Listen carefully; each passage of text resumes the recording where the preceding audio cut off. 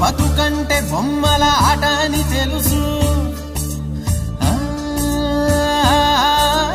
కథ అని తెలుసు,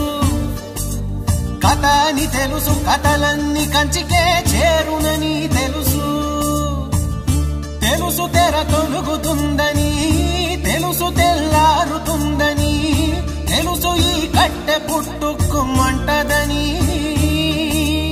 తెలుసు ఈ మట్టి మట్టిలో కలిసిపోతదని, ఇన్ని తెలిసి రకాటంలో పడిపోతావు ఎందుకని? మాయ